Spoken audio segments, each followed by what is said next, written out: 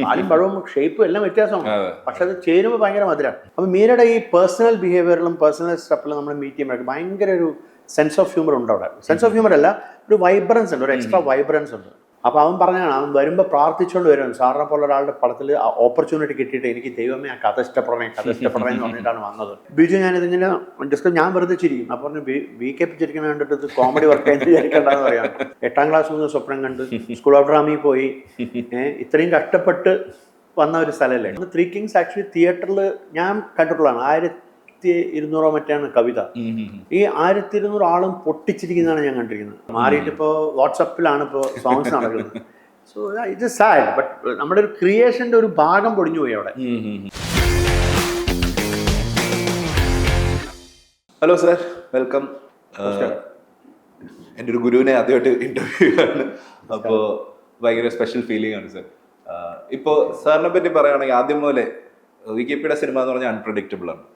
ഏത് വേണേൽ എങ്ങോട്ട് വേണേൽ പോകാം. സാറ് ചിലപ്പോൾ ഒരു ആർട്ട് ഹൗസ് സിനിമ ആയിരിക്കും എടുക്കുന്നത്, ചിലപ്പോൾ ഒരു കമേഴ്ഷ്യൽ ത്രില്ലർ ആയിരിക്കും എടുക്കുന്നത്, ഏത് ഭാഷയിൽ വേണേൽ എടുക്കും, ഏത് കൈൻഡ് ഓഫ് സിനിമ വേണേൽ എടുക്കും. ഇത് സാർ ഒരു കോൺസ്റ്റന്റ് ആക്കി എപ്പോഴും വെച്ചിരിക്കുന്നതാണോ? ഇങ്ങനെ എനിക്ക് അൺപ്രഡിക്റ്റബിൾ ആയിട്ട് തന്നെ ഇരിക്കണം എന്നുള്ളൊരു തോട്ട് എപ്പോഴും ഉണ്ടോ, അതോ വരുന്ന സബ്ജക്റ്റുകൾ അനുസരിച്ച് അങ്ങനെ ആവുന്നതാണ്? അത്രേ ഉള്ളൂ. അതായത് ഞാൻ ഗട്ട് ഫീൽ ചെയ്യുന്ന ആളല്ലേ, അപ്പോൾ അതുകൊണ്ട് എനിക്കങ്ങനെ സ്പെസിഫിക് ആയിട്ടുള്ള സമയങ്ങളും അങ്ങനെയൊന്നുമില്ല. പക്ഷേ ഇപ്പം ഞാൻ പറഞ്ഞില്ലേ, നമ്മൾ അന്ന് കണ്ടു വളർന്ന സിനിമകളെന്ന് പറഞ്ഞാൽ എല്ലാം ആർട്ട് ഹൗസ് സിനിമകൾ കണ്ടിട്ടുണ്ട്, കോമഡി സിനിമകൾ കണ്ടിട്ടുണ്ട്. അതായത് ഐ.വി. ശശി സാർ വരെ ഒരു കോമഡി സിനിമ ചെയ്യുന്നുണ്ട്, ആനന്ദം പരമാനന്ദം പറഞ്ഞ. അങ്ങനെ അപ്പോൾ നമുക്കിത് കാണുമ്പോൾ നമ്മൾ സിനിമയിൽ വന്നതിന് ശേഷം ആർട്ട് ഹൗസ് സിനിമയും ചെയ്തിട്ടുണ്ട്. അപ്പം പെട്ടെന്ന് നമുക്കൊരു കോമഡി സിനിമ നമുക്ക് എങ്ങനെ എൻജോയ് ചെയ്യാൻ പറ്റും എന്നറിഞ്ഞ ഒരു എക്സ്പെരിമെന്റേഷൻ ആണ് ഗുലുമാൽ. അത് സക്സസ്ഫുൾ ആയിരുന്നു. പിന്നെ ത്രീ കിങ്സ് വന്നു, പിന്നെ മിരാൻ വന്നു. പക്ഷെ അതേസമയം ഞാൻ കർമ്മയോഗി, നിർണായകം, അത് നമുക്ക് ആവശ്യമുള്ള നമുക്ക് സെൻസിറ്റീവ് ആയിട്ടുള്ള സിനിമകൾ ഞാൻ ചെയ്തുകൊണ്ടിരുന്നു. അപ്പൊ അത് കോൺഷ്യസ് ഡിസിഷൻ ഒന്നും അല്ല, ഇറ്റ് ജസ്റ്റ് ഹാപ്പൻസ്. ഇപ്പോൾ സാർ നേരത്തെ തന്നെ ഒരു young boy and older woman story explore ചെയ്തിട്ടുണ്ട് ഫ്രീക്കി ചക്ര. അത് മലയാളത്തിൽ ചെയ്തപ്പോൾ അതിന്റെ ഏജ് ഡിഫറൻസ് ഒക്കെ മാറ്റി ഈക്വൽ ഏജിലുള്ള ആളാക്കി. ഇപ്പോ പാലും പഴവിലത്തേക്ക് എത്തുമ്പോഴും ഇതേ ഡൈനാമിക് ആണ് വരുന്നത്. പക്ഷേ how is it different from freaky Chakra? Freaky Chakra was more as A avant-garde, അങ്ങനത്തെ ഒരു theatre of the observer kind of film ആയിരുന്നു. ഇത് വന്നിട്ട് വളരെ റിയലിസ്റ്റിക്, ഡൗൺ ടു എർത്ത്. അതായത് നമ്മൾ നാട്ടിലെ കഥ ഫേസ്ബുക്ക് തുടങ്ങിയ കാലഘട്ടത്തിൽ ഏജ് കൂട്ടിയിട്ടിട്ടും ഏജ് കുറച്ചിട്ടിട്ടും ഒക്കെ നമ്മളതിൽ ഫേസ്ബുക്കിൽ കയറുമായിരുന്നു. അപ്പം അങ്ങനെ കണ്ടുമുട്ടുന്ന ആൾക്കാരുടെ ഒരു ജസ്റ്റപ്പൊസിഷൻ ഓഫ് ഓപ്പോസിഷൻ എന്ന് പറയാം, വൈരുദ്ധ്യങ്ങളുടെ സമന്വയം. അതായത് പാലും പഴവും ചേരും, പക്ഷെ അത് എങ്ങനെയാണ് അതിന്റെ, മനസ്സിലായില്ലേ?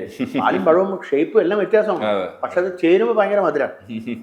അപ്പൊ അതുകൊണ്ടാണത് അങ്ങനെ ഒരു സാധനം ഞാൻ എക്സ്പ്ലോർ ചെയ്യാൻ ശ്രമിച്ചു. കാരണം ഫ്രീക്കി ചക്രയിൽ നിന്നും അത് വളരെ ഡിഫറെന്റ് ആണ്. കാരണം that's more of N experimental kind and this is more of A, എന്താ പറയുക, എന്റർടൈനിങ്, കോമഡി എന്റർടൈനിങ്. എങ്ങനെയാണ് ഈ സബ്ജക്ട് സാറിലേക്ക് എത്തുന്നത്? സാറിന്റെ അസിസ്റ്റന്റ് ആണ്. അല്ല, അത് നമ്മളിങ്ങനെ ഈ വർക്ക് ചെയ്യുന്ന സമയത്ത് ഇങ്ങനെ ഡിസ്കസ് ചെയ്ത് നമുക്കറിയാലോ, യു ഓൾസോ നോ, ഞാൻ എല്ലാവരും കൂടി ഇരുന്ന് ഡിസ്കസ് ചെയ്ത് ഒരു ഇംപ്രവൈസ് ചെയ്ത് ഉണ്ടാക്കുന്ന ഒരു രീതിയാണ് എൻ്റെ. അല്ലാതെ ഞാൻ തന്നെ ചെയ്യുന്നു എന്നുള്ളൊരു അങ്ങനെ ഒരു ഇതില്ലാത്തൊരു സ്ഥിതി. നമ്മൾ വന്നു കഴിഞ്ഞാൽ എല്ലാവരും, ഒരാൾ കോസ്റ്റ്യൂം ചെയ്യും, ഒരാൾ ഒരു ആർട്ടിൽ കോൺസെൻട്രേറ്റ് ചെയ്യും, ഒരാൾ ഇതിൽ ചെയ്യും. എല്ലാവരും അവരവരുടേതായിട്ടുള്ള സ്പെസിഫിക്കേഷൻസിലും അവരുടെ ടാലൻറ്റും ഒത്തൊരുങ്ങി അങ്ങനെ കൂട്ടായ്മയോട് കൂടിയിട്ടാണ് ഞാൻ ഫിലിം ചെയ്യാറ്. അപ്പം അതുപോലെ ഇങ്ങനെ ഡിസ്കസ് ചെയ്ത സമയത്ത് ഫ്രീക്കി ചക്ര അങ്ങനെ ഉണ്ടായത്. ഒരു അസിസ്റ്റൻസ് ഒക്കെ പാടി കൂടി ഇരുന്ന് ഒരു പടം ഉണ്ടായി. റോക്ക് സ്റ്റാർ അങ്ങനെയാണ് ഉണ്ടായത്. നമ്മളെല്ലാവരും കൂടി ഇരുന്ന് അവിടെ നിന്ന് ഫോമായി നീ അത് എഴുതിക്കൊണ്ടിരുന്നു. അങ്ങനെ നമ്മൾ ഡിസ്കസ് ചെയ്തിട്ടാണ് ഫോം ആയത്. അതുപോലെ തന്നെയാണ് ഈ സിനിമയും. അപ്പോൾ നമ്മൾ അവിടെ ഇരുന്ന് ഡിസ്കസ് ചെയ്ത് സമയമുള്ളപ്പോൾ ഡിസ്കസ് ചെയ്ത് അതങ്ങ് ഫോമായി. അങ്ങനെ Ashish wrote it very nicely. പക്ഷെ അവൻ്റെ പ്രത്യേകിച്ച് മലയാളം എഴുതാൻ വായിക്കാനും അറിയില്ല, പക്ഷെ ഈ റോട്ട് സ്ക്രിപ്റ്റ് മലയാളം. അപ്പോൾ അത് പല ആക്ടേഴ്സ് അപ്രീഷിയേറ്റ് ചെയ്തു. കാരണം വെച്ചാൽ ഡയലോഗ് എഴുതിയതൊക്കെ പക്ക മലയാളം. ഇപ്പോൾ കരയോഗം, അങ്ങനെയുള്ള കാര്യങ്ങളൊക്കെ ഉണ്ടല്ലോ, അത് അവൻ അവിടെ ബാംഗ്ലൂർ കേരള സമാജത്തിലൊക്കെ സ്ട്രോങ് ആയ കാരണമായിരിക്കും. അങ്ങനെ ഒരു സാധനം വളരെ realistic, very simple, very cute, rom com എന്ന് പറയാം. ഇപ്പം മീര ജാസ്മിൻ്റെ കൂടെ സാർ നേരത്തെയും വർക്ക് ചെയ്തിട്ടുണ്ട്. ഇതിൽ ഒരു ഗ്യാപ്പിന് ശേഷം സാർ മീരയും കൂടെ വർക്ക് ചെയ്യാണ്. അപ്പം എന്താണ് മീരയാണ് ഈ റോളിന് കറക്റ്റ് എന്ന് സാർ? അതായത് മീരയുടെ കൂടെ ഞാൻ സീരിയസ് സിനിമയാണ് ചെയ്തിട്ടുള്ളത്. അപ്പം മീരയുടെ ഈ പേഴ്സണൽ ബിഹേവിയറിലും പേഴ്സണൽ സ്റ്റെപ്പിലും നമ്മൾ മീറ്റ് ചെയ്യുമ്പോഴേക്കും ഭയങ്കര ഒരു സെൻസ് ഓഫ് ഹ്യൂമർ ഉണ്ട് അവിടെ. സെൻസ് ഓഫ് ഹ്യൂമർ അല്ല, ഒരു വൈബ്രൻസ് ഉണ്ട്, ഒരു എക്സ്ട്രാ വൈബ്രൻസ് ഉണ്ട്. അപ്പോൾ ഞാൻ വെച്ചാൽ comedy she can do well, I felt. അങ്ങനെയാണ് ഞാൻ ഈ സ്ക്രിപ്റ്റ് വന്ന ഉടനെ തന്നെ എനിക്ക് തോന്നുന്നു ഇതിൽ മീരയിട്ട ഇൽ be a completely different Meera, like അച്ഛൻ അമ്മ അങ്ങനത്തെ ഒരു സ്റ്റൈലിലേക്ക് വരികയും ചെയ്യും. ആ ഔട്ട് ബേസ്റ്റ് വളരെ നാച്ചുറൽ ആണല്ലോ. She's impulsive, she's not an actor who think and do. She just do it like that. Spontaneous ആണ്, and her body language works according to that. അവരറിയാതെ തന്നെ ആ ബോഡി ലാംഗ്വേജ് അതിലേക്ക് ഫിറ്റ് ആവും. അങ്ങനെയുള്ളൊരു ആക്ടറാണ്. അപ്പോൾ അത് ഇങ്ങനൊരു ക്യാരക്ടർ നന്നായിരിക്കും തോന്നി. അങ്ങനെ അശ്വിനിലേക്ക് എത്തി. അശ്വിനെ നമ്മൾ മീറ്റ് ചെയ്താണ് അശ്വിനിലേക്ക് എത്തിയത്. Ashwin also as A fantastic comedy timing. അത് ചോദിക്കാൻ വരായിരുന്നു. അശ്വിൻ അധികം ഒരു വലിയ സ്റ്റാർ അല്ല, കുറച്ച് സിനിമകളിൽ ചെറിയ അപ്പിയറൻസ് ചെയ്തിട്ടുണ്ട്, ഒരു സിനിമയൊക്കെ ലീഡ് ആയിട്ട് ചെയ്തിട്ടുണ്ട്. അത് പക്ഷെ ഒരു വളരെ റിസ്കി തീരുമാനമാണ് അശ്വിനെ വെക്കാന്ന്. അപ്പൊ അശ്വിനില് സാറ് കണ്ട ഒരു കോൺഫിഡൻസ് എന്താ? അതെന്താ വെച്ചാല് അശ്വിനെ ഞങ്ങൾ ഇങ്ങനെ മീറ്റ് ചെയ്ത് വന്ന സമയത്ത് എല്ലാം നോക്കി അന്വേഷിച്ച് വന്ന സമയത്ത് അശ്വിനെ കണ്ടു. അപ്പൊ അശ്വിൻ അന്ന് കഥകൾ ഇഷ്ടമാണെങ്കിൽ മാത്രമേ സിനിമ ചെയ്യുന്നുണ്ടായിരുന്നുള്ളൂ. ഇപ്പോഴത്തെ പിള്ളേർ എങ്ങനെയാണല്ലോ, they have their own point of view. അപ്പൊ അവൻ പറഞ്ഞാണ്, അവൻ വരുമ്പോൾ പ്രാർത്ഥിച്ചുകൊണ്ട് വരുന്നു. സാറിനെ പോലെ ഒരാളുടെ പടത്തിൽ ഓപ്പർച്യൂണിറ്റി കിട്ടിയിട്ട് എനിക്ക് ദൈവമേ ആ കഥ ഇഷ്ടപ്പെടണേ എന്ന് പറഞ്ഞിട്ടാണ് വന്നത്. കഥ കേട്ട് അശ്വിഷ് നറേറ്റ് ചെയ്ത് ഉടനെ താഴെ വന്നു പറഞ്ഞു, സാർ എന്നെ മാറ്റില്ല sir, I want to do this film എന്നാണ് അവൻ പറഞ്ഞത്. അങ്ങനെയാണ് അശ്വിൻ ഇതിലേക്ക് വരുന്നത്. പക്ഷെ അവന്റെ ടൈമിംഗ് ഓഫ് കോമഡി, അവൻ ഈ പടം ഹിറ്റ് ആവുകയാണെങ്കിൽ he will be an asset to Malayalam film industry, because space ഉണ്ട് അവന്. പിന്നെ സാർ ഈ പറഞ്ഞ പോലെ ഇപ്പോൾ ഒരു ത്രില്ലർ സിനിമയോ അല്ലെങ്കിൽ ഒരു വെബ് സീരീസോ എല്ലാ ജോണറും സാർ എക്സ്പ്ലോർ ചെയ്യുന്നു. കോമഡിയിൽ സാർ ഏറ്റവും കൂടുതൽ എൻജോയ് ചെയ്യുന്നത് എങ്ങനെയാണ്? പെർഫോമൻസ് എക്സ്ട്രാക്ട് ചെയ്യുന്നതാണോ അതോ അതിന്റെ ഷോർട്ട് ഡിവിഷൻസ് ആണോ? പെർഫോമൻസും ഇവരുടെ ഇംപ്രവൈസേഷൻസും. എസ്പെഷ്യലി മലയാളത്തിൽ ഹ്യൂമർ, ഇപ്പോൾ ജയസൂര്യ, ചാക്കോച്ചൻ, ഇന്ദ്രൻ, അതുപോലെ തന്നെ ബിജു, ഇവർക്കൊക്കെ ഉള്ള ഒരു പ്രത്യേകത, ഇവരൊക്കെ ഇംപ്രവൈസ് ചെയ്യാൻ പറ്റും. കോട്ടയം നസീർ, ഇവരൊക്കെ വന്നിട്ട് അത് ഇംപ്രവൈസ് ചെയ്തിട്ട് സീൻ ഫോർമേഷൻ ഉണ്ട്. ഞാൻ അത് കഴിഞ്ഞിട്ട് ഞാൻ എപ്പോഴും ഷോർട്ട് ഡിവിഷൻ ചെയ്യാറുള്ളൂ. കാരണം നമ്മൾ അങ്ങനെയാണല്ലോ ഷൂട്ട് ചെയ്യുന്നത്. നാടകം പോലെ എല്ലാവരും മൂവി വെച്ചിട്ട് പിന്നെയല്ലേ ഷൂട്ട് ചെയ്യുന്നത്. അപ്പം അങ്ങനെ തന്നെയാണ് ഞാൻ അതിൽ എൻജോയ് ചെയ്തത്. അപ്പോൾ ആക്ടേഴ്സിൻ്റെ പെർഫോമൻസ് ആണ് എനിക്ക് ഭയങ്കര ഇൻട്രസ്റ്റ്. അവർക്ക് ബിജു ഞാനിതിങ്ങനെ ഡിസ്കസ്, ഞാൻ വെറുതെ ചിരിക്കും. അപ്പോൾ പറഞ്ഞു വി കെ പി ചിരിക്കുന്ന കണ്ടിട്ട് ഇത് കോമഡി വർക്ക് ആയിട്ട് വിചാരിക്കേണ്ടെന്ന് പറയാം. Because I feel I can enjoy comedy. സാറിന്റെ ഏറ്റവും നമ്മളെല്ലാവരും അഡ്മയർ ചെയ്യുന്ന ഏറ്റവും വലിയൊരു ക്വാളിറ്റി എന്ന് പറയുന്നത് സാറിന്റെ ഒരു എനർജിയാണ്. ഇപ്പൊ ഇരിക്കുമ്പോഴായാലും ഏത് പോയിന്റ് ഓഫ് ടൈമിൽ സാറിനെ കണ്ടാലും സാർ അത്രയും എനർജറ്റിക് ആണ്. സാറിന് എപ്പോഴേലും ലോ മൊമെന്റ്സ് ഉണ്ടാവാറുണ്ടോ ഷൂട്ടിന്റെ ഇടയിൽ? ഞാൻ കണ്ടിട്ടില്ല, പക്ഷെ സാറിന്റെ ഉള്ളിൽ ഉണ്ടാവുമല്ലോ. ഷൂട്ടിന്റെ സമയത്ത് എനിക്ക് അങ്ങനെ ഉണ്ടാവാറില്ല, ക്രിയേഷന്റെ സമയത്ത് ഉണ്ടാവില്ല. ചില സമയത്ത് നമ്മൾ വളരെ പോസിറ്റീവായിട്ട് കാര്യങ്ങൾ ചെയ്യുമ്പോൾ ചിലവർ അതിനെ നെഗറ്റീവായിട്ട് കാണുമ്പോൾ അങ്ങനെ വരുമ്പോൾ നമുക്കൊരു ചെറിയൊരു ലോ മൊമെന്റിലേക്ക് നമ്മൾ പോവും. പക്ഷെ ഞാൻ എന്ത് വെച്ചാൽ immediately I will concentrate on നമ്മുടെ ക്രിയേറ്റീവ് ആയിട്ടുള്ള കാര്യങ്ങൾ. സോ നമ്മൾ ക്രിയേറ്റീവ് ആയിട്ടുള്ള കാര്യങ്ങൾ ചെയ്യാന്ന് പറയുമ്പോൾ നമ്മൾക്ക് ഇഷ്ടമുള്ള കാര്യങ്ങളാണ് നമ്മൾ ചെയ്യുന്നത്. സോ അതിനെ എനർജീനെ ഞാൻ അങ്ങോട്ട് മാറ്റി വയ്ക്കും, ഡിപ്രഷനെ ഞാൻ അങ്ങോട്ട് മാറ്റി വയ്ക്കും. എന്നിട്ട് I get into more creative kind of affair. അവിടെ പക്ഷെ ഒന്നും സാറിനെ ഡൗൺ ആക്കുന്നില്ല? ഇല്ല, അവിടെ ഒന്നും ഡൗൺ ആക്കില്ല. കാരണം അത് നമ്മൾ ഇഷ്ടമുള്ള ജോലിയല്ല നമ്മൾ ചെയ്യുന്നത്. കാരണം എത്രയോ ഞാൻ 8ാം ക്ലാസ് മുതൽ സ്വപ്നം കണ്ട് സ്കൂൾ ഓഫ് ഡ്രാമയിൽ പോയി ഇത്രയും കഷ്ടപ്പെട്ട് വന്ന ഒരു സ്ഥലമല്ലേ, കഷ്ടപ്പെട്ട് പഠിച്ച് അല്ലെങ്കിൽ കഷ്ടപ്പെട്ട് എക്സ്പീരിയൻസ് ചെയ്ത് വന്നൊരു ആർട്ട് ഫോം അല്ലേ സിനിമയാണെങ്കിലും തിയേറ്റർ ആണെങ്കിലും. സോ ഐ വിൽ നെവർ അതിലെനിക്ക് ഡൗൺ തോന്നുന്നില്ല. കോമഡി സിനിമകളുടെ കാര്യം പറയുമ്പോൾ തന്നെ ഗുലുമാൽ ഒരു സക്സസ്ഫുൾ സിനിമയാണ്. ത്രീ കിങ്സ് അന്ന് ഒരുപാട് വിമർശനവും ചീത്തവിളിയും ഒക്കെ കേട്ട സിനിമയാണ്. പക്ഷെ ഇന്ന് ആൾക്കാരെല്ലാം ഉച്ചയ്ക്ക് ഊണ് കഴിക്കാനിരിക്കുന്ന ഒരു കംഫർട്ട് സിനിമയായിട്ട് കാണുന്ന ഒരു സിനിമയാണ്. എല്ലാവരും അതിന്റെ സ്ലാപ്സ്റ്റിക് നേച്ചറൊക്കെ ഇപ്പോഴാണ് കൂടുതൽ എൻജോയ് ചെയ്യുന്നത്. അപ്പൊ അങ്ങനെ ഒരു റിയാക്ഷൻ ഇപ്പൊ കുറെ വർഷങ്ങൾക്ക് ശേഷം കിട്ടുമ്പോൾ അത് സാറിന് എന്താ തോന്നുന്നത്? അല്ല, അന്ന് എങ്ങനെ അറിയോ, അന്ന് ത്രീ കിങ്സ് ആക്ച്വലി തിയേറ്ററിൽ ഞാൻ കണ്ടിട്ടുള്ളതാണ്. 1200 മറ്റാണ് കവിത.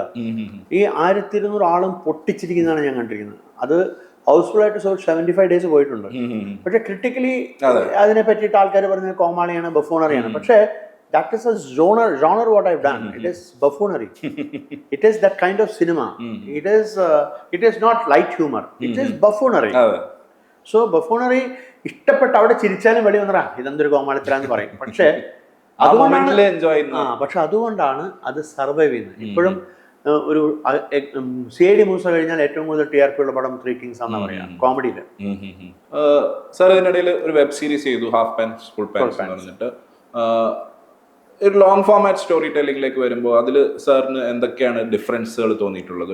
ഒരു കൂടുതൽ സ്പേസ് കിട്ടുന്നുണ്ടോ കഥ പറയാനും, ക്യാരക്ടേഴ്സിനെ കൂടുതൽ എക്സ്പ്ലോർ ചെയ്യാനും? എങ്ങനെയാണ് അത് സാറിന്റെ ബാക്കി സിനിമാ ജേണിയിൽ നിന്ന് വ്യത്യാസമാണ്? അല്ല, തീർച്ചയായിട്ടും. കാരണം ഞാൻ അതിന് മുമ്പ് ചെയ്ത ഒരു വെബ് സീരീസ് പരിചയ എന്ന് പറഞ്ഞിട്ട് റസ്കിൻ ബോണ്ട് സ്റ്റോറീസ് ആയിരുന്നു. അത് 2 സ്റ്റോറിയാണ്.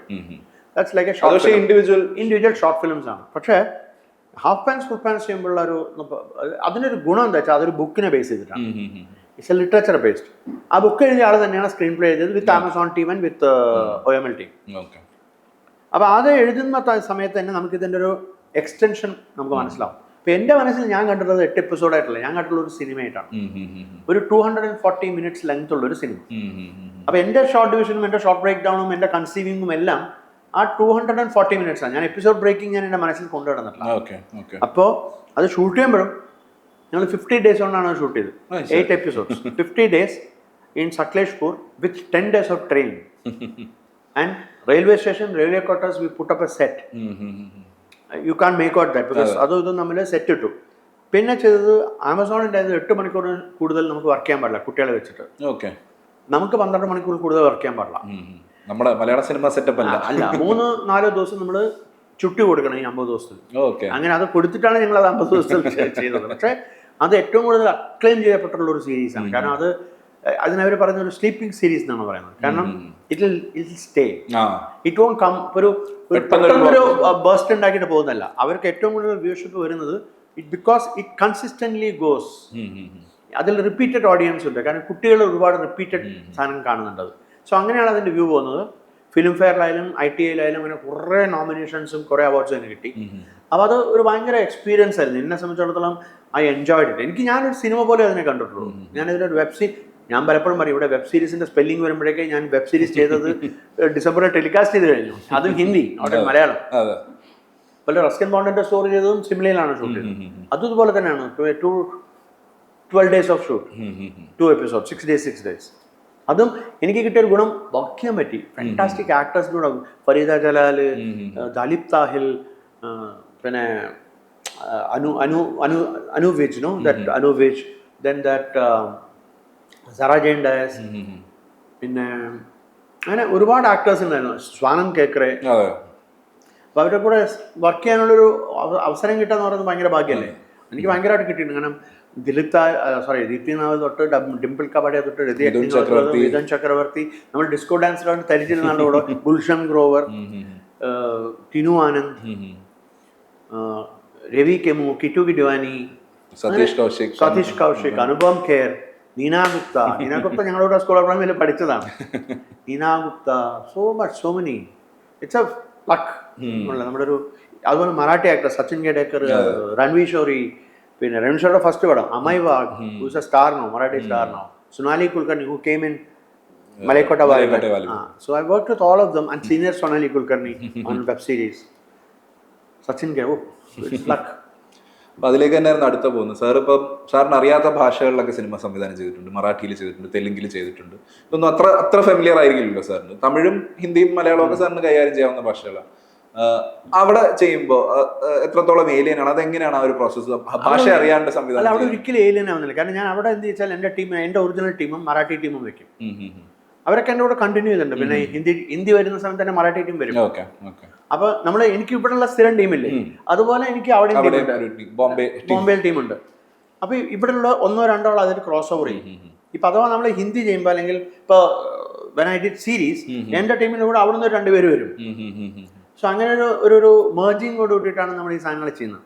പിന്നെ നമ്മൾ പറയും കൾച്ചർ, അതുപോലെ തന്നെ അവിടുത്തെ ആ സാധനം എങ്ങനെ ഫോം ചെയ്യുന്നത് വെച്ചാൽ, നമ്മളവിടെ പോയിട്ട് when actors comes and perform a scene, the culture comes automatically into it. മലയാളത്തിലെ ആക്ടർ പെർഫോം ചെയ്യുന്ന പോലെയല്ല മറാഠിയിലെ actor perform. Both are brilliant.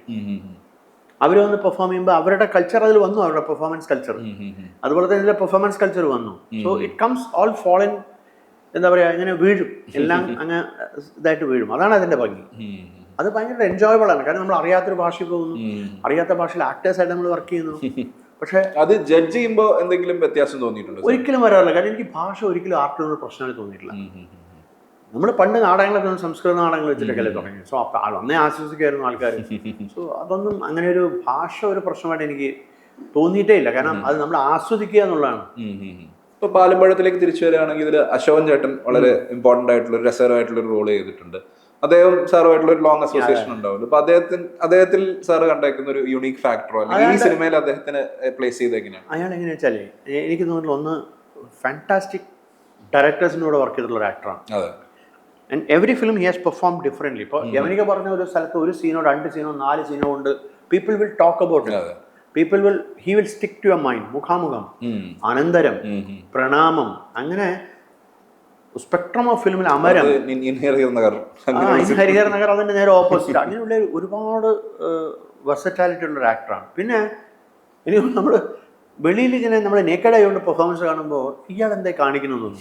പക്ഷെ നമ്മൾ when you see through the monitor to be perfect meter ആയിരിക്കും അത്. അങ്ങനെ ഫ്യൂ ആക്ടേഴ്സിനെ ഞാൻ കണ്ടിട്ടുള്ളൂ. അങ്ങനെ നമുക്ക് പെട്ടെന്ന് മനസ്സിലാവില്ല പെർഫോമിംഗ് ആണെന്ന്. പക്ഷെ അതിൽ കാണുമ്പോൾ നന്നായിട്ട് പെർഫോം. പക്ഷെ ഇതിൽ I should say he has done a fantastic humour role. ഒരു ഒലിപ്പീര് റോളാണ്. ഇപ്പൊ സാറിന്റെ സിനിമയിൽ എപ്പോഴും മ്യൂസിക്കിന് വളരെയധികം ഇമ്പോർട്ടൻസ് ഉണ്ട്. ഇതിലും ഇപ്പം പല പല മ്യൂസിക് ഡയറക്ടേഴ്സാണ് ചെയ്തിരിക്കുന്നത്. ഗോപി സുന്ദറാണ് ബാക്ക്ഗ്രൗണ്ട് സ്കോർ ചെയ്തിരിക്കുന്നത്. എങ്ങനെയാണ് ഇങ്ങനെ ഡിഫറെന്റ് മ്യൂസിക് ഡയറക്ടേഴ്സിനെ പരീക്ഷിക്കാം എന്നുള്ളൊരു തീരുമാനത്തിൽ? അല്ല, ഇതില് കാരണം ഒരുപാട് നമ്പർ ഓഫ് സോങ്സ് ഉണ്ട്, പക്ഷേ യങ്സ്റ്റേഴ്സിന്റെ പാട്ടുകളുണ്ട്, പിന്നെ എക്സ്പീരിയൻസ് ആയിട്ടുള്ള ഒരാളായിരിക്കണം ഇതിന്റെ ബാക്ക്ഗ്രൗണ്ട് സ്കോർ ചെയ്യുന്നത്. So that's why got Gopi and Gopi did one song also part of the background score. അതുപോലെ തന്നെ അത് വളരെ ഇമ്പോർട്ടൻ്റ് ആയിട്ട് തോന്നി. അപ്പം അങ്ങനെ കേട്ട് എക്സ്പെരിമെന്റ് ചെയ്തെടുത്താണ്. പണ്ടത്തെ പ്രോസസ്സ് അല്ല. പണ്ടത്തെ പ്രോസസ്സ് ഞാൻ മ്യൂസിക് ഡയറക്ടറെ വെച്ച് നമ്മൾ ഇരുന്ന് അവിടെ കമ്പോസ് ചെയ്ത് അതിൻ്റെ ഒരു മനോഹരമായിട്ട് ഒരു ബ്യൂട്ടി നമ്മൾ ആസ്വദിച്ച് അങ്ങനെയൊക്കെയാണ് നമ്മൾ പാട്ടുണ്ടാക്കിയത്. ഇന്ന് അങ്ങനെയല്ലല്ലോ. ഈവൻ ട്രിവാൻഡ്രം ലോഡ്ജ് വരെ അങ്ങനെ ഉണ്ടാക്കി. എം ജയേന്ദ്രൻ വന്ന് ഇവിടെ ഇരുന്ന് നമ്മൾ പാട്ടുകൾ ഉണ്ടാക്കി, എക്സാക്ട്ലി ഹമ്മിങ് ഉണ്ടാക്കി, അതനുസരിച്ച് ഫോം ചെയ്ത് വന്നു. അങ്ങനെ തന്നെയാണ് ഹൗസ് ഓഫ് പിച്ചനും. അപ്പോൾ അതൊക്കെ മാറി. ഇപ്പോൾ മാറിയിട്ട് ഇപ്പോൾ വാട്സപ്പിലാണ് ഇപ്പോൾ സോങ്സ് നടക്കുന്നത്. So it is sad. But നമ്മുടെ ഒരു ക്രിയേഷൻ്റെ ഒരു ഭാഗം പൊടിഞ്ഞു പോയി അവിടെ. നമ്മൾ എൻജോയ് ചെയ്യുന്ന ഫിലിം മേക്കിംഗ് പ്രോസസ്സിൽ ഒരു ഭാഗം അന്യമായി പോയി. കാരണം അത് വാട്സപ്പിലായി പോയി. So I will try next time to do it like a composing properly and do a film. Because അതൊരു ഭയങ്കര ഇന്ത്യൻ സിനിമയ്ക്ക് മാത്രം യുണീക്ക് ആയിട്ടുള്ള ഒരു കാര്യമാണ്. അത് അങ്ങനെ വിടാൻ പറ്റില്ല. അപ്പോൾ ഞാൻ അടുത്തത് ചെയ്യുമ്പോൾ ഞാൻ അങ്ങനെ തന്നെ ചെയ്യുള്ളൂ. കാരണം ഇരുന്ന് കമ്പോസ് ചെയ്തിട്ടേ ചെയ്യുള്ളൂ. I am really missing. അത് തന്നെ സോങ്സിന്റെ കാര്യം പറയുമ്പോൾ സാറിന്റെ ആദ്യത്തെ സിനിമ തൊട്ട് വളരെ മനോഹരമായിട്ടുള്ള പാട്ടുകളുണ്ട്. ഇപ്പൊ ഞാൻ കുറച്ച് പാട്ടുകളുടെ പേര് പറയാം. അതിന്റെ ഒരു ജേർണി അല്ലെങ്കിൽ അതിന്റെ പിന്നിലുണ്ടായതോ ഷൂട്ട് ചെയ്യുമ്പോൾ ഉണ്ടായ എക്സ്പീരിയൻസ് ഒന്ന്. ഇപ്പൊ കനകമുന്തിരികൾ, അങ്ങനെ ഒരു സ്റ്റണ്ണിങ് സോങ് നമ്മൾ ഇതുവരെ അത്രയും ഹോണ്ടിങ് ആയിട്ടുള്ള ഒരു പാട്ട് പിന്നീട് കേട്ടിട്ടില്ല. അതിന്റെ ബാക്ക് സ്റ്റോറി ഭയങ്കര ഇൻട്രസ്റ്റിംഗ് ആണ്. അതായത് ദ സോങ് അതിന് സോങ് ഉണ്ടായിരുന്നില്ല. ഞാൻ അടൂർ സാറിന്റെ അടുത്ത് പോയി സ്ക്രിപ്റ്റൊക്കെ നരേറ്റ് ചെയ്യുമ്പോൾ അതിലൊന്നും സോങ് ഉണ്ടായിരുന്നില്ല. സാർ ഗംഭീരാന്നൊക്കെ പറഞ്ഞു. പക്ഷേ ഞങ്ങൾ ചെയ്തു വന്നിട്ട് എഡിറ്റഡ് വേർഷനിൽ ബാക്ക്ഗ്രൗണ്ട് സ്കോർ ചെയ്തുകൊണ്ടിരിക്കുക. അപ്പോൾ ഒരു മ്യൂസിക്കൽ മൊണ്ടാഷ് എന്ന സാധനത്തിൽ മ്യൂസിക്കലായിട്ടൊരു പീസ് ലൂയി ബാങ്ക്സ് വായിച്ച് അതിൽ ശിവമണി പെർക്കഷൻ ഉണ്ട്. അപ്പം എനിക്ക് തോന്നി സർ ഇതിൽ കുറേ നമുക്ക് പാട്ടുകളുടെ സ്കോപ്പ് ഉണ്ടല്ലോ എന്ന് ചോദിച്ചാൽ അപ്പം തന്നെ ഗിരീഷിനെ ഞാൻ വിളിച്ചു വരുത്തി. ഗിരീഷ് കെയിം. ഞാൻ ഡബിൾ പോസിറ്റീവ് ഇട്ടു ഗിരീഷിന്. Double positive finished film, double positive. അതായത് സൗണ്ട് സെപ്പറേറ്റ്, വിഷ്വൽ സെപ്പറേറ്റ്. നമ്മുടെ ഇപ്പോഴത്തെ ഓഫ്ലൈൻ മാതിരി അതിട്ട് കാണിച്ചു കൊടുത്ത് അവനെ കണ്ട് ഭയങ്കരമായിട്ട് ഇഷ്ടപ്പെട്ട് അവൻ അന്ന് വന്ന് പാട്ട് കേട്ട് എഴുതി 3 മിനിറ്റ് കൊണ്ട് എഴുതിയ പാട്ടാണ് കനകമുന്തിരികൾ. അതിനാണ് സ്റ്റേറ്റ് അവാർഡാണ് കിട്ടിയത്. I am so happy that ഗിരീഷിന് കിട്ടിയ 4-5 സ്റ്റേറ്റ് അവാർഡുകൾ, ഒരു അവാർഡ് എൻ്റെ സിനിമയ്ക്ക് വേണ്ടിയിട്ടാണ്. അത്രയും മനോഹരമായിട്ടുള്ളൊരു പാട്ട്. അതങ്ങനെയാണ് വന്നത്. അവിടെ തന്നെയാണ് ഗിരീഷ് തന്നെയാണ് എന്നെ വേണുവിനെ പരിചയപ്പെടുന്നത്. ഗിരീഷ് അവിടുന്ന് വേണുവിനെ ആദ്യം കണ്ടിട്ടുണ്ടെങ്കിലും ആസ് എ സിംഗർ എന്നുള്ള രീതിയിൽ ഇൻട്രൊഡ്യൂസ് ചെയ്യാൻ പറയുന്നത് ഗിരീഷാണ്. ഇതിനൊരു കവിതയുടെ സ്വഭാവമുണ്ട്, നമുക്ക് വേണുവിനെ കൊണ്ടുവരാം എന്ന് പാടിച്ചു. അപ്പൊ അവിടെ വീണ പ്ലെയർ ഉണ്ടായിരുന്നു, AK ദേവി എന്ന് പറഞ്ഞത്. അവരുടെ വോയിസ് ഭയങ്കര ഇൻട്രസ്റ്റിംഗ് ആണ്, ഹോണ്ടിങ് ആയി തോന്നി. അപ്പൊ അവരെ വെച്ചിട്ടാണ് അവര് പാടാത്ത ആളാണ്, അവരെ കൊണ്ട് നിർബന്ധിച്ച് പാടിച്ചാണ് കനകമുന്തിരികൾ ഫീമെയിൽ. സോ ഞാൻ പറയുന്നത് സിനിമ ഉണ്ടാക്കിയിട്ട് ഒരു സോങ് ഫോം ചെയ്യുന്നതാണ്. അതേപോലെ മുല്ലവള്ളിയും തേന്മാവും നമ്മള് അന്നത്തെ കേബിൾ ടിവിയിൽ നമ്മളെല്ലാം ഭയങ്കര അത്ഭുതത്തോടെ കണ്ട മ്യൂസിക് വീഡിയോസ് ആണ്. നമ്മൾ ചാനൽ ബിയിലും MTVയിലും കാണുന്ന type international style music videos ആയിരുന്നു. അതിലെ ഏറ്റവും മനോഹരമായിട്ടുള്ള ഒരു വീഡിയോ ആയിരുന്നു താമര. ഒരു വീടും അതിന്റെ 2 സൈഡും അതിന്റെ ഒരു പ്രോസസ്, അതിന്റെ ഔസേപ്പൻ സാറുമായിട്ട് ഷൂട്ട് ചെയ്ത രീതി അതെങ്ങനെ വെച്ചാൽ ഷൂട്ടിങ്ങിന്റെ രീതിയിൽ നമ്മൾ എന്താ പ്ലാൻ ചെയ്തതെന്ന് വെച്ചാൽ we wanted to give a postcard feel. തിരുവായിരുന്നു എന്റെ ക്യാമറമാൻ. അപ്പോൾ every shot has to have a postcard feel എന്നാണ് എൻ്റെ പ്ലാൻ. അപ്പോൾ അത് വെച്ചിട്ട് തിരു ഞാനും കൂടെ എക്സ്പെരിമെന്റ് ചെയ്തു. അന്ന് മോണിറ്റർ ഒന്നും ഇല്ലല്ലോ, അന്ന് ഫിലിമിലല്ലേ. So we shot and shoot ചെയ്ത് അത് ലാബിൽ കൊണ്ടുപോയി ടെസ്റ്റ് ചെയ്ത് ഡിഫറെന്റ് ഗ്രാഡ് ഇട്ട് നമ്മൾ ടെസ്റ്റ് ചെയ്തിട്ടാണ് ഈ ഒരു ഫൈനൽ വിഷ്വൽ പാറ്റേണിലേക്ക് നാം വന്നത്. ബട്ട് സീ നോക്കിക്കഴിഞ്ഞാൽ സീന് ഒരു സിൽവർ പാറ്റേൺ ഉണ്ടാവും, സ്കൈ എക്സ്ട്രീംലി ബ്ലൂ ആയിരിക്കും. അപ്പോൾ ബ്ലൂവിൽ നമ്മൾ പോളറൈസർ ഇട്ട് പുറമെ ഗ്രാഡ് ഇടും. അന്ന് ഗ്രേഡിംഗ് എന്ന് പറഞ്ഞാൽ ഫിലിം ഗ്രേഡിംഗ് ആണ്, ഒക്കെ എടുത്തിട്ടുള്ള ഗ്രേഡിംഗ്, അനലൈസറിലൊക്കെ ഇട്ടിട്ട് ഗ്രേഡിംഗ്, 3 കളർ RGB. അപ്പോൾ അത് അങ്ങനെ വിഷ്വൽ പാറ്റേൺ നമ്മൾ ഉണ്ടാക്കി. പിന്നെ ഇതിന് പാട്ടുകൾക്ക് ഇമ്പോർട്ടൻ്റ് ആയ കാരണം ഔസഫത്തിനായിട്ട് നമ്മൾ അതന്ന് ചെന്നൈയിലാണ് ഇരുന്ന് ഇങ്ങനെ കമ്പോസ് ചെയ്തിട്ട് ഇങ്ങനെ പാടാം. അപ്പോൾ ഞാൻ പറഞ്ഞു എനിക്കിതൊരു ബ്ലൂസ് ആൻഡ് ജാസിൻ്റെ ഫീൽ വേണം. ഈ ലവ് സോങ് അത് ഭയങ്കര ഇൻട്രസ്റ്റിംഗ് ആയിരുന്നു. അപ്പോൾ ബ്ലൂസിൻ്റെ റിതം പം പം പം പം പം പം പം പം അതാണ്. അപ്പോൾ അതങ്ങനെ ഒരു ലൂപ്പിട്ട് പുള്ളി ബൂത്തിൽ പോയിട്ട് അങ്ങനെ ഹം ചെയ്ത് ഫോം ചെയ്തൊരു ട്യൂണാണ്. ലൈവായിട്ട് കണ്ടോണ്ടിരിക്കാം, അതായത് എങ്ങനെയാണിത് ആ പാട്ട് ഫോം ആവുന്നത്. അത് ഫോം ആയ ശേഷം കഥയ്ക്ക് ഒരു ഐഡിയ വേണം, പാട്ടിനൊരു ഐഡിയ വേണം.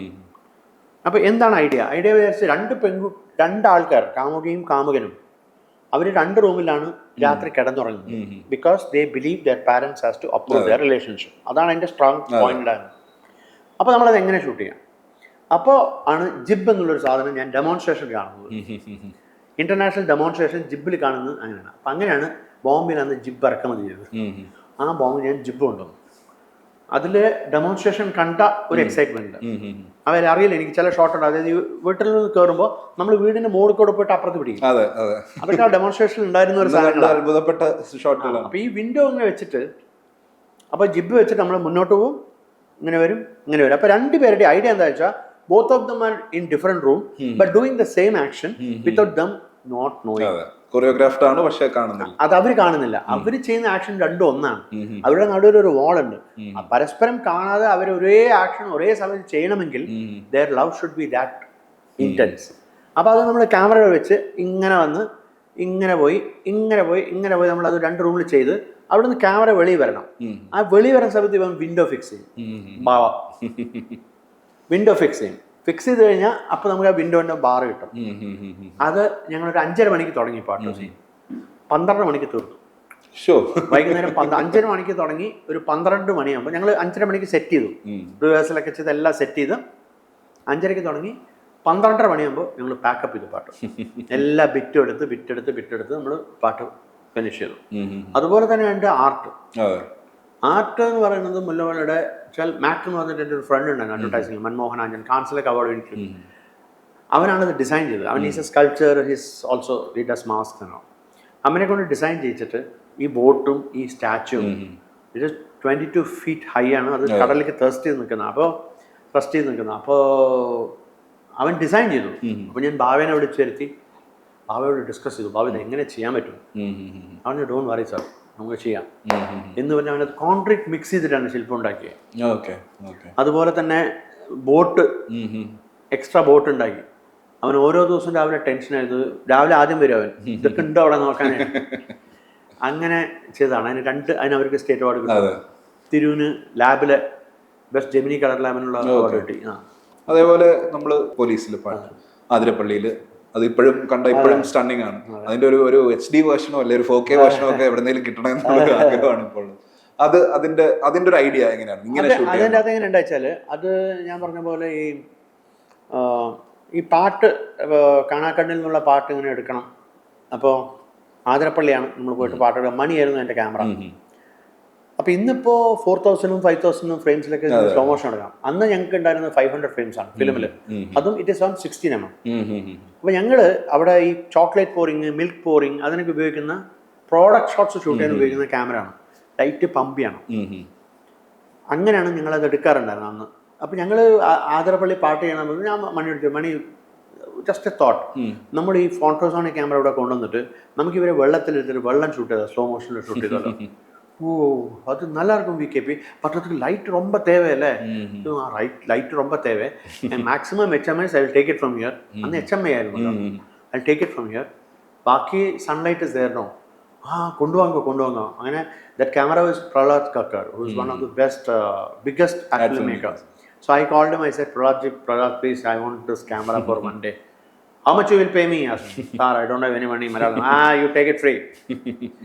He only spent on travel to bring the camera here. രാവിലത്തെ ഏർലി മോർണിംഗ് ഫ്ലൈറ്റ് വന്നു, രാത്രി വരെ ഷൂട്ട് ചെയ്തു. ആതിരപ്പള്ളിയിൽ നേരെ അവരെ കയറ്റി വിട്ടു. അതും ഇത്ര സമയം കൊണ്ട് ഒരു ദിവസം. അതായത് അന്ന് രാവിലെ മഴയുണ്ടായിരുന്നു. അപ്പൊ ഞങ്ങൾ തുടങ്ങുമ്പോൾ തന്നെ ഒരു 11 മണിയായി, ഒരു 6 മണിക്ക് നിർത്തി. ആ 11 മണിക്ക് ഷൂട്ട് ചെയ്യുന്ന സമയത്തും ആ ക്ലൗഡി ആയിരുന്നു. അപ്പൊ ക്ലൗഡിയിൽ മണി കണ്ടാൻ ഷൂട്ട് ചെയ്തതാണ് അതിന്റെ ഭംഗി. കൂടുതൽ എഫക്ട് ക്ലൗഡ്സ് വെച്ചിട്ട് എക്സ്പോഷർ ഒക്കെ മാറ്റി അവൻ ഷൂട്ട് ചെയ്ത് വെച്ചു എന്നുള്ളതാണ് അതിന്റെ ഭംഗി. അതേപോലെ ബ്യൂട്ടിഫുൾ മഴനീർത്തുള്ളികൾ എന്ന് പറയുന്ന പാട്ട്, അതും ഭയങ്കര ഒരു ഫ്രഷ് സൗണ്ടിങ് പാട്ടാണ്. ഈ മഴയുടെ ഒരു സൗന്ദര്യം കംപ്ലീറ്റ്ലി കാണിച്ചു തരുന്ന പാട്ടാണ്. പുനരധിവാസം തൊട്ടേ ഞാൻ ഈ മഴ ഇൻവോൾവ് ചെയ്തിട്ടുണ്ട് പടത്തില്. അപ്പൊ ഇതില് എന്ത് അതിനും എന്താണെന്ന് വെച്ചാൽ ഞങ്ങൾ കാറിൽ ഇരിക്കുമ്പോൾ രജേഷ് വേഗം വന്നിട്ട് ട്യൂൺ ചോദിച്ചു. അപ്പോൾ ട്യൂൺ എനിക്ക് ഇൻട്രസ്റ്റിംഗ് ആയിരുന്നു. പക്ഷേ ഇത് ജഡ്ജ് ചെയ്യാൻ പറ്റുന്നില്ല, എനിക്കൊരു ഡമ്മി ലിറിക്സ് വേണം. അനൂപിനെ വിളിച്ച് അനൂപ് ഒരു ഡമ്മി ലിറിക്സ് എഴുതും. അവിടെ തന്നെ എഴുന്നിട്ട് ലിറിക്സ് എഴുതി. അപ്പോൾ ഇവൻ രതീഷ് അവിടെ നിന്നിട്ട് അത് പാട്ടിട്ട് ഇവൻ പാടാൻ തുടങ്ങി ലൈവായിട്ട്. ചേട്ടാ ഇത് ഉക്രൻ ലിറിക്സ് ആണല്ലോ, ഇതന്നെ വെക്കാം നമുക്ക് എന്ന് പറയും. അനൂപ് ചേട്ടാ അണ്ണാ വേ എന്ന് പറഞ്ഞ് ഇതങ്ങനെ അതേപോലെ ഞങ്ങൾ സ്റ്റുഡിയോ പോയി ഈ പാട്ട് റെക്കോർഡ് ചെയ്തതാണ്. അത് ആക്ച്വലി വേറൊരു ഗായനം ആദ്യം പാടിയത്, വേറൊരു സിംഗറെ പാടിയത്. അപ്പോൾ ആ സിംഗറിൻ്റെ പാട്ട് എനിക്ക് വർക്കായില്ല. അപ്പോൾ ഞാനെന്ത് ചോദിച്ചാൽ ഉണ്ണിമേനോൻ പാടാൻ നന്നായിരിക്കും തോന്നി. കാരണം നൊസ്റ്റാൾജിക് ഇത് സാറിന്റെ എപ്പോഴും ഒരു ചോയ്സ് ഓഫ് സിംഗേഴ്സ് ഇങ്ങനെ ഭയങ്കര രസമാണ്. കുറച്ച് നാളായിട്ട് കേൾക്കാണ്ടിരിക്കുന്ന വോയിസുകൾ വേണുഗോപാലാണ്, ഉണ്ണിമേനോനാണ്. അപ്പോൾ അങ്ങനെ ഉണ്ണിനെ കൊണ്ടുവന്നു. അങ്ങനെ ഉണ്ണി അത് പാടിയപ്പോൾ അതിന് ഭയങ്കര ഭംഗിയാണ്. അതുപോലെ ജയേട്ടനെ പറ്റിയിട്ട് നിലവേ എന്നുള്ളൊരു പാട്ടാണ്, ഹൈ പിച്ചുള്ള ഒരു പാട്ടാണ് മുല്ലവള്ളിയിൽ. അപ്പോൾ അതൊരു കോമഡി ഉണ്ട്. അതായത് ഞങ്ങളൊക്കെ കമ്പോസ് ചെയ്യുമ്പോൾ എല്ലാവരും അവിടെ ഉള്ളവർ സിംഗേഴ്സിൻ്റെ പേര് ഞാൻ മറ്റുള്ളവർ അവർ പറഞ്ഞു ഇതേ ചേട്ടൻ കുറച്ച് കഷ്ടപ്പെട്ടു എന്ന് പറഞ്ഞു പാടാൻ. അപ്പോൾ ഇവരൊക്കെ പോയി ഹൗസ് നോക്കി ആരാ കഷ്ടപ്പെടാൻ പോകണമെന്ന്. പുള്ളി വന്ന് 10 മിനിറ്റ് കൊണ്ട് പാട്ട് പാടി. പിന്നെ ഒരു 2 മണിക്കൂർ കോമഡിയും പറഞ്ഞ് പുള്ളി പോയി. ബാക്കിയുള്ള സിംഗേഴ്സൊക്കെ അവിടെ ഞെട്ടിപ്പോയി കണ്ടിട്ട്. വിത്തിൻ 10 minutes ഈ sung such a high pitch song. അത്രല്ല, നമുക്കൊന്നും ഇതൊക്കെ കാണുമ്പോണ്ടല്ലോ നമുക്കൊരു ഭയങ്കര ഒരു എനർജിയാണ്. ഇതൊക്കെയാണ് നമുക്ക് എനർജി വരുന്നത്. കാരണം നമ്മുടെ മുന്നിലുള്ളവർ ഇപ്പം നമ്മൾ മറ്റുള്ള പഴയ സിനിമകളെ പറ്റി പറയുമ്പോൾ നമുക്ക് എന്തുകൊണ്ടാണ് excitement? At what gave us inspiration to do better films. അവസാനം എന്താ ചാന്ദിനി ചൗൻ പാടുന്ന സമയത്ത് ഓ അതൊരു ഫീലായിരുന്നു. ഞാനിപ്പോൾ റീസെന്റ് ആയിട്ട് രശ്മിക മന്ദനാണ്. രശ്മിക മന്ദന്റെ കൂടെ ഒരു ആഡാണ്. അതിൽ ഞാൻ ആർട്ടിഫിഷ്യൽ ഇന്റലിജൻസ് ചെയ്തിട്ട് അവളെ 5 മുതൽ 8 വയസ്സ് വരെയും 16 മുതൽ 17 വയസ്സ് വരെ ആക്കിയിട്ടുണ്ട്. കേരളത്തിൽ ആരും അതിനെ പറ്റിയിട്ട് സംസാരിക്കുകയോ അല്ലെങ്കിൽ അതിനെപ്പറ്റി അന്നൊരു റിലീസ് ചെയ്തപ്പോൾ ഒപ്പോസിഷൻ ഉണ്ടായിരുന്നു. ഇന്നിപ്പോൾ എല്ലാവരും ഡിജിറ്റൽ സിനിമയെ പറ്റി ആധികാരികമായിട്ട് സംസാരിക്കുന്നു. ഞാൻ പാനലിൽ നോക്കുമ്പോൾ ഞാനൊന്നുമില്ല, വേറെ ആരൊക്കെ ഉണ്ടായിരുന്നു, വേറെ ആരൊക്കെ ഉണ്ട്, ഞാനില്ല അതിൽ. അപ്പോൾ എനിക്ക് ഭയങ്കര വിഷമം തോന്നി. കാരണം ഞാൻ ഇൻട്രൊഡ്യൂസ് ചെയ്തത് എല്ലാവരും ഞാനിവിടെ സ്ഥലത്തുണ്ടായിട്ട് somebody else is sitting in the dais. ഞങ്ങൾ സംസാരിക്കുമ്പോൾ ഞങ്ങൾ സിനിമയോ നാടകമോ ഒന്നും സംസാരിക്കില്ല, ഞങ്ങൾ പനി തറ പരിപാടി വർത്തമാനം എടുക്കും. അപ്പോൾ സഞ്ജയനായിട്ട് എനിക്ക് അഭിനയിക്കാൻ പറ്റിയെന്നുള്ളതും എൻ്റെ അടുത്ത് പലരും പറഞ്ഞു ഞാൻ സഞ്ജയനോട് ഭയങ്കര റിസംബ്ലൻസ് ഉണ്ടായിരുന്നു എൻ്റെ ഫേസിലായാലും ശരി.